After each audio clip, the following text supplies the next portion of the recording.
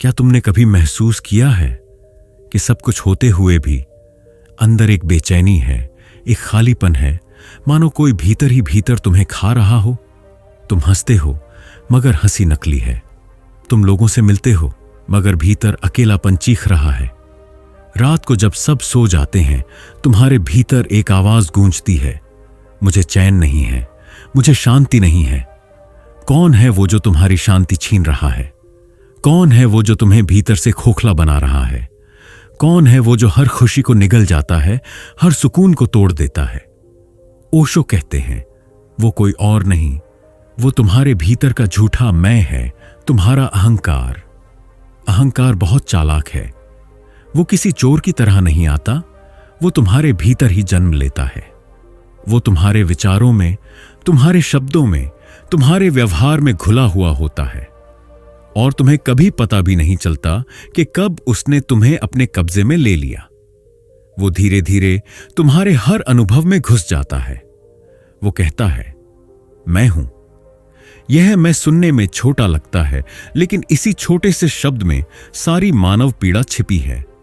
क्योंकि जैसे ही तुमने कहा मैं, तुमने बाकी सबको दूसरा बना दिया। वहीं से विभाजन शुरू हुआ, वहीं से संघर्ष की नींव पड़ी। अब तुम अकेले हो गए और जो अकेला है वो हमेशा डर में जीता है। वो डरता है कि कोई उसे नीचा ना दिखा दे, वो डरता है कि कोई उससे आगे ना निकल जाए, वो डरता है कि उसकी पहचान मिट ना जाए। और इस डर को बचाने के लिए वो हर पल संघर्ष करता है, दूसरों से, हालात से, यहां तक कि खुद से भी। यही संघर्ष तुम्हारी सारी ऊर्जा खा जाता है। तुम अपने भीतर शांति चाहते हो, लेकिन अहंकार चाहता है मान्यता, सम्मान, शक्ति। तुम्हारा मन दो दिशाओं में बंट जाता है। एक दिशा तुम्हें भीतर ले जाना चाहती है, जहां मौन है, जहां सुकून है। दूसरी दिशा तुम्हें बाहर धकेलती है, जहां दौड़ है, तुलना है, प्रतिस्पर्धा है। अहंकार हमेशा दूसरे पर निर्भर करता है। अगर कोई तुम्हारी तारीफ करे तो अहंकार फूल जाता है। अगर कोई आलोचना करे तो अहंकार टूट जाता है। तुम्हारी खुशी अब तुम्हारे हाथ में नहीं रहती, वो दूसरों की राय पर टिकी होती है। यही तो सबसे बड़ा गुलामी का रूप है। ओशो कहते हैं जिस दिन तुम यह देख लोगे कि तुम्हारा अहंकार ही तुम्हारे दुख का कारण है, वहीं तुम्हारा दुख समाप्त होना शुरू हो जाएगा। देखने का मतलब है सिर्फ पहचानना, बिना निर्णय किए। अगर तुम उसे गलत कहो तो फिर से अहंकार बोल रहा है, क्योंकि अहंकार को हमेशा कुछ साबित करना होता है। बस देखो कैसे वो हर बात में मैं को जोड़ देता है। मैं अच्छा हूं, मैं बुरा हूं, मुझे सम्मान चाहिए, मुझे समझा नहीं गया। ये सब मैं की चालें हैं। और जब तुम इन चालों को देख लेते हो तो उनमें फंसना बंद कर देते हो। धीरे धीरे मैं पिघलने लगता है, और जैसे ही यह पिघलता है, अंदर एक नई शांति, एक नई गहराई जन्म लेती है। अब तुम दूसरों से मुकाबला नहीं करते, क्योंकि तुम्हें एहसास हो जाता है कि कोई दूसरा है ही नहीं। जहां मैं नहीं, वहीं प्रेम है। जहां मैं नहीं, वहीं मौन है। और जहां मौन है, वहीं सच्ची शांति है। मन तुम्हारे भीतर का युद्ध क्षेत्र। तुम सोचते हो कि तुम्हारे भीतर केवल शांति है, लेकिन सच्चाई यह है कि तुम्हारे भीतर हर पल एक युद्ध चल रहा है। यह युद्ध किसी बाहरी दुश्मन से नहीं, बल्कि तुम्हारे अपने विचारों, इच्छाओं और डर से है। मन कभी शांत नहीं रहता, वो हर पल दो दिशाओं में खींचता रहता है। एक आवाज कहती है ऐसा करो, और दूसरी आवाज तुरंत कहती है नहीं, ऐसा मत करो। यह लगातार चलता हुआ द्वंद्व तुम्हें तोड़ देता है। तुम बाहर से मुस्कुराते हो, लेकिन भीतर से टूटे हुए रहते हो। तुम सोचते हो कि तुम्हारी थकान काम की वजह से है, पर असल में तुम अपने विचारों की लड़ाई से थक चुके हो। ओशो कहते हैं मन शांति नहीं चाहता, वह ड्रामा चाहता है, क्योंकि शांति में उसका अस्तित्व खत्म हो जाता है। वो सही कहते हैं, मन को शोर चाहिए, गतिविधि चाहिए, परेशानी चाहिए, क्योंकि अगर मन पूरी तरह शांत हो जाए तो उसका मैं मिट जाता है। वो डरता है कि अगर मौन आ गया तो उसका खेल खत्म हो जाएगा। इसलिए वो हर वक्त किसी न किसी संघर्ष की तलाश करता है। कभी तुम्हें दूसरों से भिड़ा देता है, कभी तुम्हारे ही भीतर विरोध खड़ा कर देता है। तुम्हें लगता है तुम अपने भविष्य की चिंता कर रहे हो, लेकिन असल में मन सिर्फ एक नई कहानी गढ़ रहा होता है ताकि वो सक्रिय रह सके। तुम्हें लगता है तुम किसी बात से दुखी हो, पर मन उस दुख में भी आनंद ले रहा होता है, क्योंकि वहां भी ड्रामा है, मूवमेंट है, कहानी है। मन को शांति से डर लगता है क्योंकि शांति में वो दिखाई नहीं देता। मौन में उसकी कोई भूमिका नहीं रहती। इसीलिए वो तुमसे कहता है, कुछ करो, कुछ सोचो, कुछ बनो, वरना तुम कुछ नहीं हो। और तुम उस जाल में फंस जाते हो। अगर तुम शांति चाहते हो तो तुम्हें इस खेल को पहचानना होगा। मन से लड़ना बेकार है, क्योंकि जब तुम लड़ते हो तो लड़ने वाला भी वही मन बन जाता है। लड़ो मत, देखो, बस साक्षी बन जाओ। जैसे आसमान बादलों को गुजरते हुए देखता है, वैसे अपने विचारों को गुजरते हुए देखो। तुम बादल नहीं हो, तुम आसमान हो। विचार आते हैं, जाते हैं, लेकिन तुम बने रहते हो। धीरे धीरे जब तुम देखने लगते हो तो विचारों की शक्ति कम होने लगती है, उनकी पकड़ ढीली पड़ जाती है, और एक दिन तुम पाते हो कि भीतर एक गहरा मौन उतर आया है।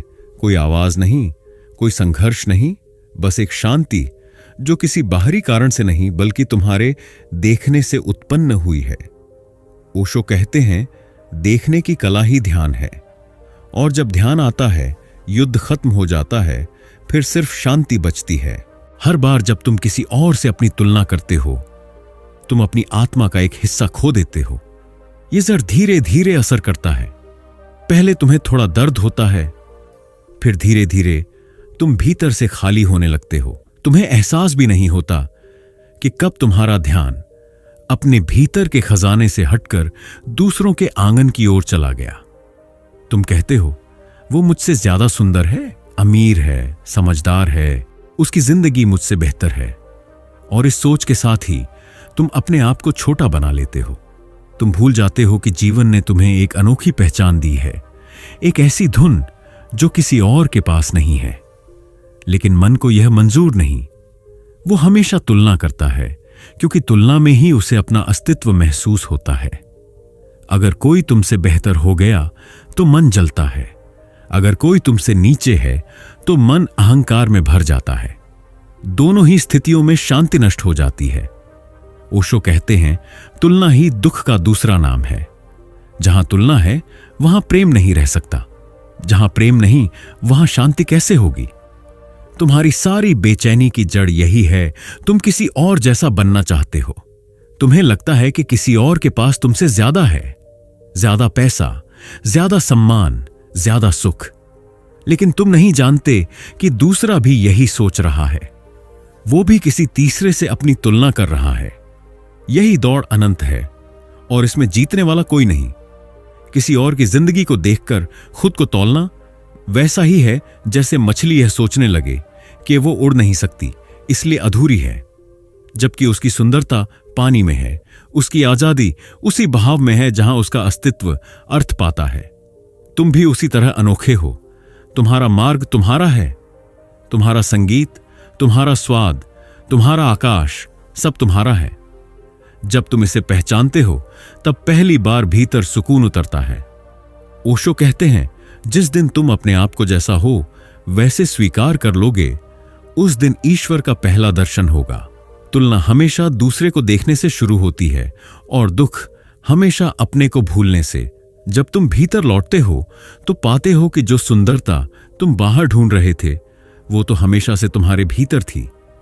धीरे धीरे तुलना मिटती है तो ईर्ष्या, अहंकार और जलन भी पिघल जाती है।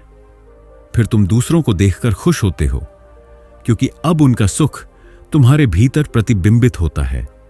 वहीं से प्रेम जन्म लेता है, और जब प्रेम होता है तो तुलना का जर नहीं, सिर्फ शांति रहती है। हम में से ज्यादातर लोग रिश्तों में सच नहीं, भय से जुड़े होते हैं। हम प्रेम की बात करते हैं, लेकिन भीतर गहराई से देखें तो हमारे संबंध प्रेम नहीं, डर और जरूरत पर टिके होते हैं। हम किसी को इसलिए नहीं चाहते क्योंकि वो सुंदर है, बल्कि इसलिए क्योंकि हम अकेलेपन से डरते हैं। तुम सोचते हो, मुझे उस इंसान की जरूरत है, लेकिन जरा ठहर कर देखो, क्या यह जरूरत प्रेम है या सिर्फ डर की दूसरी अभिव्यक्ति? क्योंकि अगर तुम सच में प्रेम करते हो तो तुम्हें पाने या खोने की चिंता नहीं होती। प्रेम बंधन नहीं बनाता, वो तो आजादी देता है। लेकिन हमारे रिश्तों में मुखौटे हैं। हम मुस्कुराते हैं जब हम रोना चाहते हैं। हम ठीक हूं कहते हैं जब भीतर टूटे होते हैं। हम हां कहते हैं जबकि मन में ना होता है। हम झूठ बोलते हैं क्योंकि हमें डर है कि अगर हमने सच्चाई कही तो दूसरा हमें छोड़ देगा, नाराज हो जाएगा या हमें अस्वीकार कर देगा। यही डर हमारे रिश्तों की जड़ में है। हम प्रेम की जगह सुरक्षा खोजने लगते हैं और सुरक्षा का अर्थ है किसी को अपने नियंत्रण में रखना। इसलिए हम प्रेम में नहीं, संपत्ति में जीने लगते हैं। हम कहते हैं वो मेरा है, लेकिन जो तुम्हारा है उससे तुम प्रेम नहीं करते। तुम उसे पकड़कर रखते हो ताकि वो तुम्हें न छोड़ दे। ओशो कहते हैं प्रेम वहां होता है जहां स्वतंत्रता होती है। जहां डर है वहां प्रेम नहीं, केवल सौदा है। अगर तुम्हारे रिश्ते डर पर बने हैं तो वे धीरे धीरे तुम्हें भीतर से खाली कर देंगे, क्योंकि हर झूठ, हर मुखौटा तुम्हारी सच्चाई को थोड़ा थोड़ा मारता है। तुम दूसरों को खुश करने की कोशिश करते हो और धीरे धीरे अपने असली स्वरूप को भूल जाते हो। एक दिन तुम पाओगे कि तुम्हारे चारों ओर बहुत सारे लोग हैं, लेकिन कोई तुम्हें सच में नहीं जानता, क्योंकि तुमने कभी खुद को दिखाया ही नहीं। तुमने हमेशा वो दिखाया जो दुनिया को पसंद आए। याद रखो, सच्चे रिश्ते तब बनते हैं जब दो लोग बिना मुखौटे के मिलते हैं। जहां मैं जैसा हूं और तुम जैसे हो, दोनों स्वीकार हो जाते हैं। वहां कोई दबाव नहीं, कोई दिखावा नहीं। वहां बस खुलापन होता है, जहां प्रेम सांस ले सकता है। ओशो कहते हैं प्रेम तब जन्म लेता है जब डर मर जाता है। अगर तुम शांति चाहते हो तो रिश्तों को बचाने से पहले अपने भीतर की सच्चाई को बचाओ, क्योंकि प्रेम को सुरक्षा नहीं चाहिए, उसे सच्चाई चाहिए। जहां सच्चाई है वहीं से प्रेम खिलता है, और जहां प्रेम है वहीं से शांति बहती है।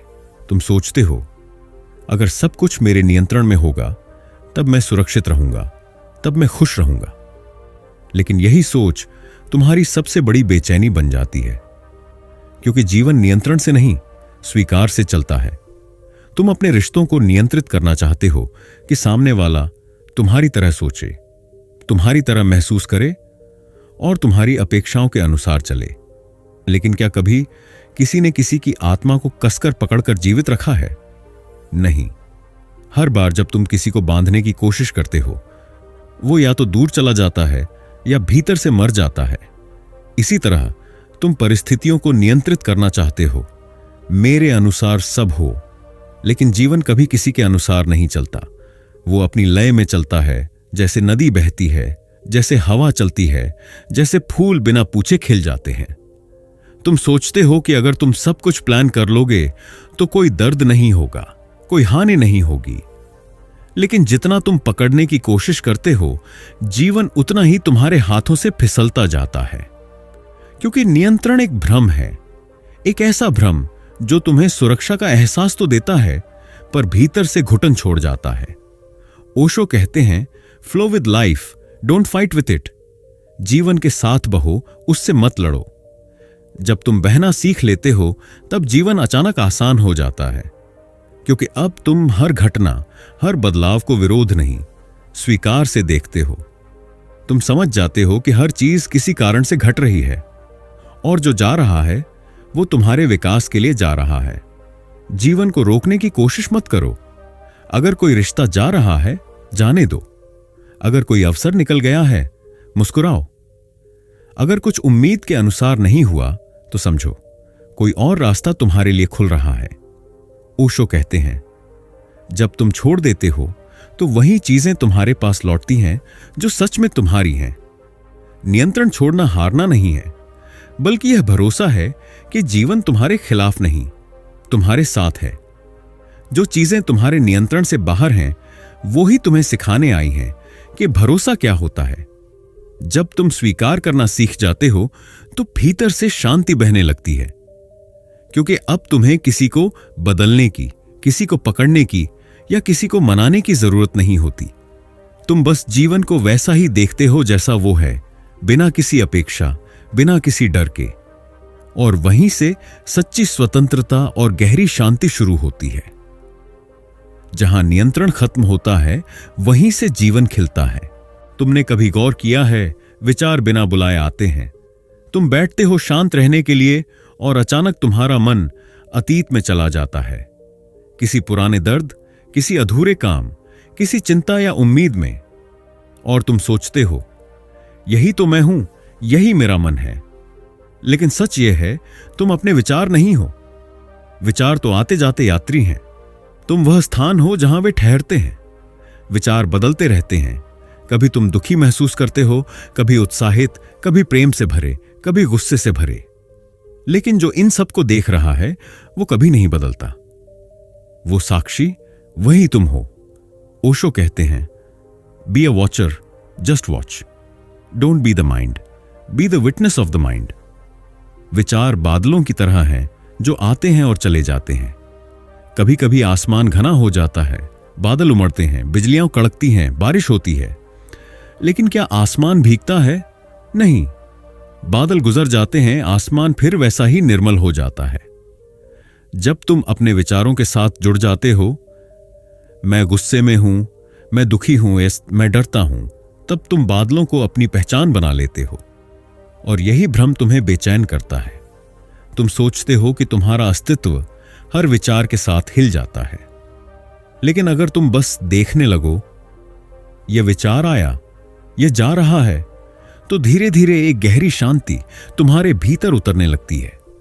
ध्यान का सार यही है, देखना बिना प्रतिक्रिया के। ना विचारों से भागना, ना उन्हें पकड़ना, बस देखना। यह देखना तुम्हें धीरे धीरे तुम्हारे असली स्वरूप तक ले जाता है। तब तुम समझते हो कि विचार तुम्हारे ऊपर आते हैं, मगर तुम उनसे परे हो। तुम वो मौन हो जो विचारों के बीच में भी बना रहता है। एक पल के लिए कल्पना करो, विचार थम गए हैं। कोई आवाज नहीं, कोई छवि नहीं, कोई नाम नहीं, फिर भी तुम मौजूद हो। वो उपस्थिति, वो साक्षी भाव ही तुम्हारी आत्मा है। ओशो कहते हैं, mind is a beautiful servant but a dangerous master.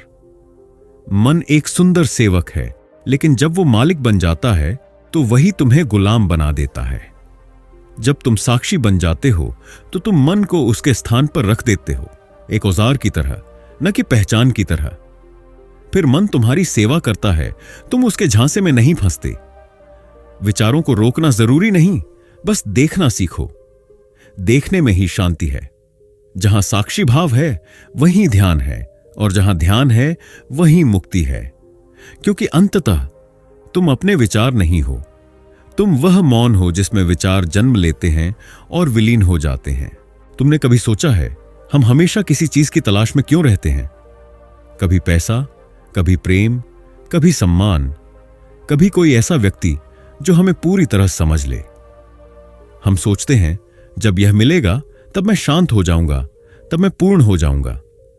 लेकिन वह पल कभी नहीं आता, क्योंकि जो तुम खोज रहे हो वो बाहर नहीं, तुम्हारे अपने भीतर छिपा है। तुमने जीवन भर बाहर दौड़ लगाई, मंदिरों में, रिश्तों में, उपलब्धियों में।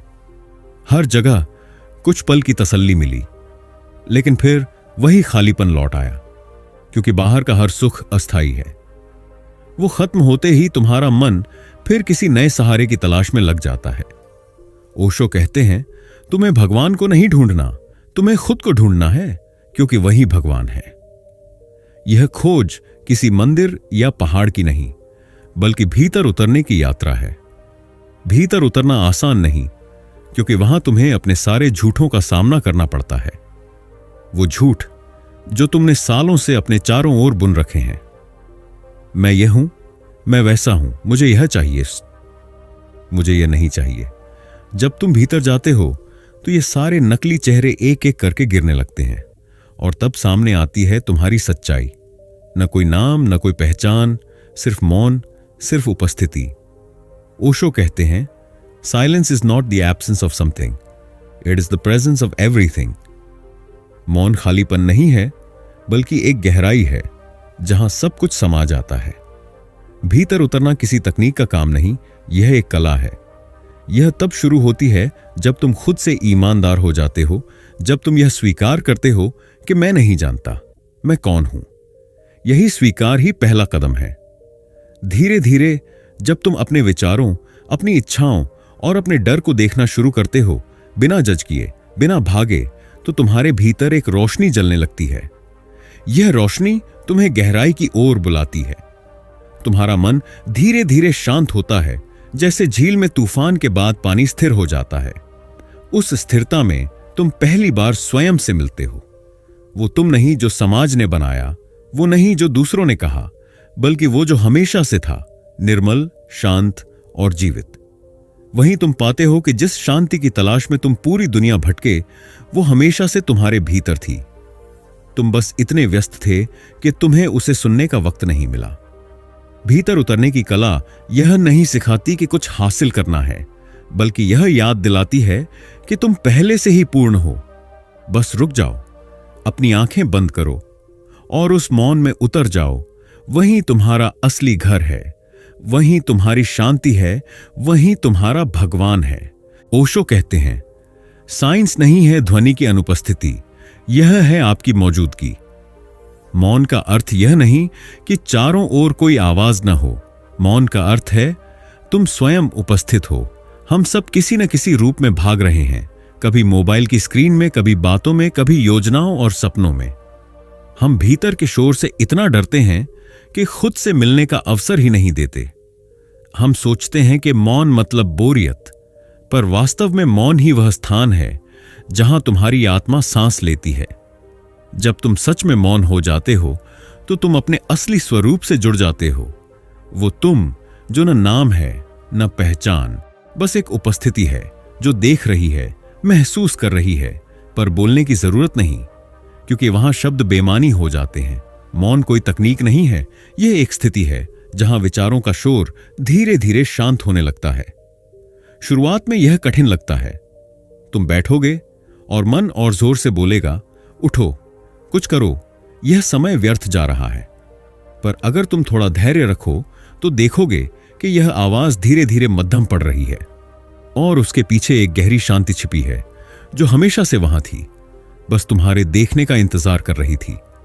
हर रात कुछ समय खुद के साथ मौन में बैठो, बिना संगीत, बिना मोबाइल, बिना किताब। बस बैठो, अपनी सांसों को महसूस करो और देखो कि भीतर क्या चल रहा है। कभी पुरानी यादें आएंगी, कभी डर, कभी अधूरे सपने। कुछ मत करो, बस देखो। धीरे धीरे जो शोर तुम्हें खा रहा था वो मिटने लगता है। ओशो कहते हैं, silence is the music of the soul. जब तुम मौन में उतरते हो तो तुम्हारे भीतर एक अनकही धुन बजने लगती है जो शब्दों से परे है, लेकिन अस्तित्व के हर कोने को छू लेती है। तुम्हारे भीतर जो जख्म हैं, जिन्हें तुम सालों से ढो रहे हो, वे धीरे धीरे भरने लगते हैं।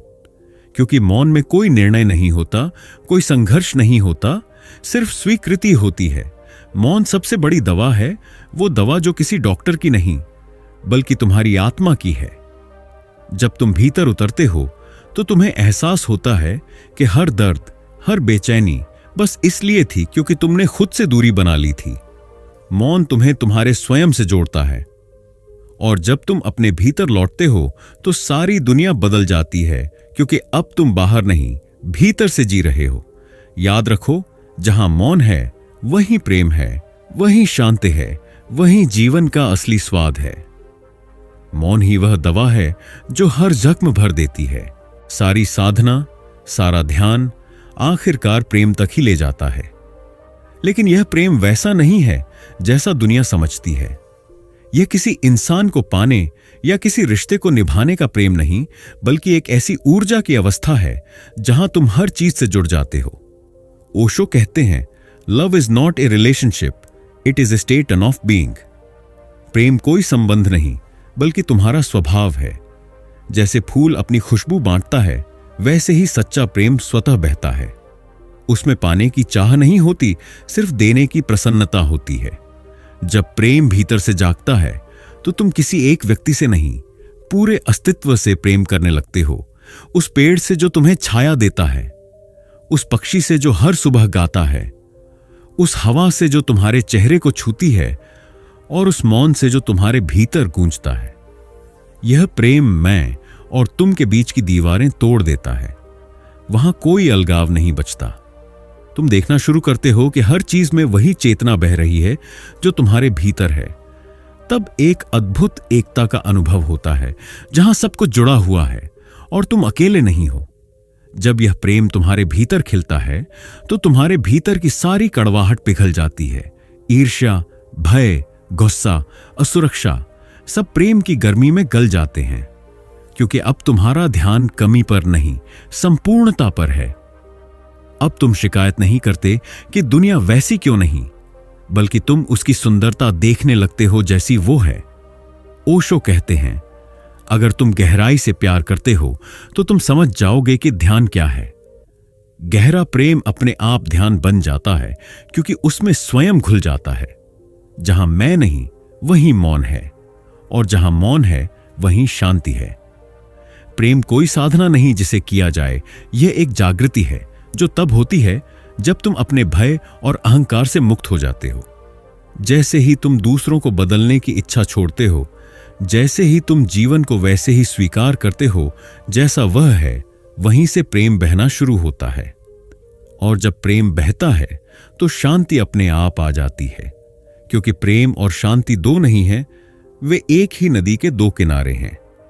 प्रेम बाहर बहता है, शांति भीतर उतरती है। जब तुम किसी से, किसी चीज से या खुद से प्रेम करते हो तो तुम जीवन के साथ सामंजस्य में आ जाते हो। फिर कुछ पाने या बदलने की जरूरत नहीं रह जाती, बस हर क्षण एक उपहार बन जाता है। याद रखो, शांति की तलाश प्रेम के बिना अधूरी है। प्रेम ही वह स्रोत है जहां से हर मौन, हर करुणा और हर आनंद जन्म लेता है। प्रेम करो और देखो, शांति तुम्हारे भीतर स्वयं उतर आएगी। तुम्हारी सबसे बड़ी समस्या यह नहीं है कि तुम्हारे पास क्या नहीं है, बल्कि यह है कि तुम छोड़ना नहीं जानते। तुमने जीवन में जितनी चीजें इकट्ठा की हैं, यादें, दुख, डर, उम्मीदें, रिश्ते, सबको कसकर पकड़ रखा है, मानो अगर छोड़ दिया तो सब खत्म हो जाएगा।